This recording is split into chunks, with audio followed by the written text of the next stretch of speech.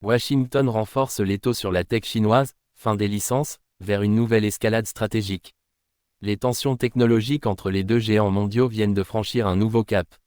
L'administration américaine a durci cette semaine ses restrictions à l'exportation de technologies vers la Chine, ciblant directement les outils cruciaux au développement des semi-conducteurs et de l'intelligence artificielle. Plus qu'un simple bras de fer commercial, c'est désormais un affrontement stratégique d'envergure qui se joue entre Washington et Pékin. Des logiciels, mais pas seulement, Washington tire un trait sur les compromis. L'ordre est tombé sans appel.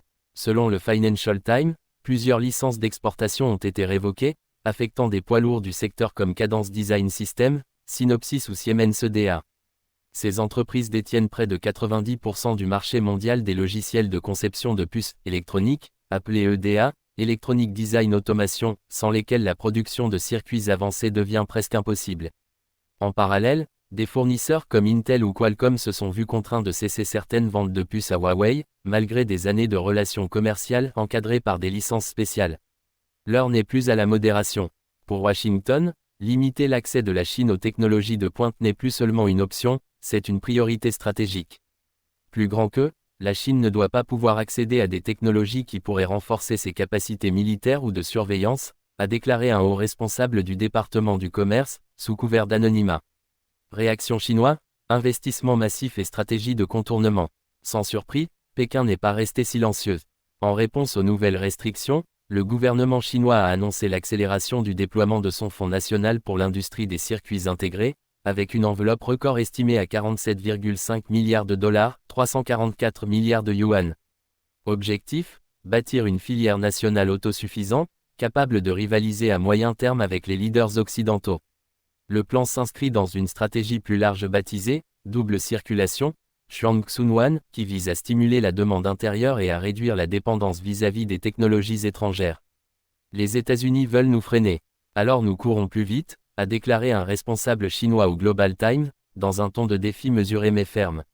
Un découplage irréversible. Ces dernières décisions renforcent une tendance observée depuis plusieurs années, celle d'un découplage technologique progressif, où chaque camp cherche à sécuriser ses chaînes d'approvisionnement, contrôler ses normes, et limiter les interconnexions avec l'autre. Même la récente trêve douanière entre Washington et Pékin semble dérisoire face à ce virage structurel.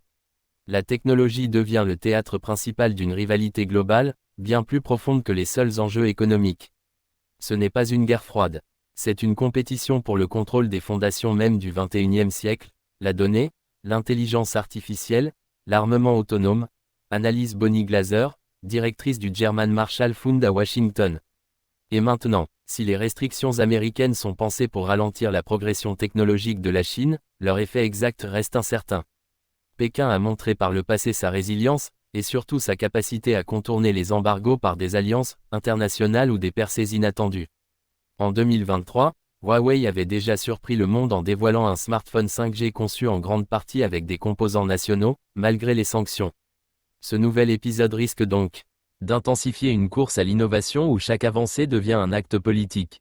Entre sanctions, ripostes et investissements massifs, une chose est sûre, la fracture numérique mondiale est en train de se creuser.